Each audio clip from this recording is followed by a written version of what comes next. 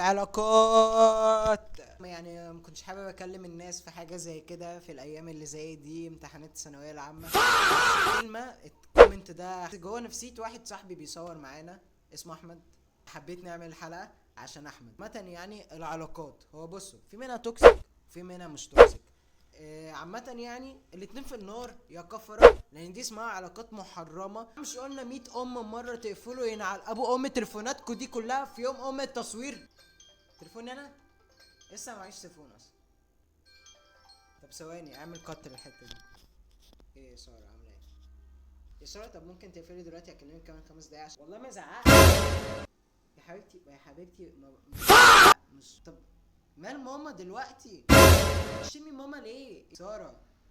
ساره كده كده استحاله اخلي الحلقه دي هادفه يا احمد، معلش يعني، لان اكيد ولد او بنت مضحوك عليهم مش هيجوا يسمعوا كلام انا يعني. مش هيجي يسمع كلامي لما تعمل اشتراك وينتشر يعني. المرتبطين دول عاملين زي ايه؟ عاملين زي الزملكاويه.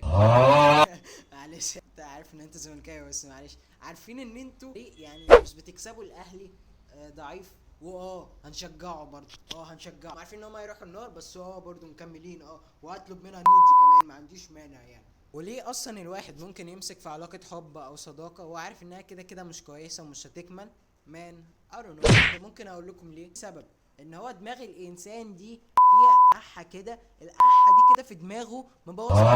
يا عيني يا عيني دماغ الواد فيها احة، ما بقاش عارف يفكر، ما بقاش عارف يفكر. او ممكن يكون المضحوك عليه جدا ده دماغه ثابت، يعني عقله ساب دماغه وراح يسكن في حتة تانية في جسمه. والله دماغه حست ان هو عبيط جدا، حابب دماغه اصلا، عقله ساب دماغه وراح يسكن في حتة تانية في جسمه. اعمل اشتراك وقول لنا في الكومنت عايز نتكلم عن ايه الحلقة الجاية. والسلامة، وشجعوا الاهلي.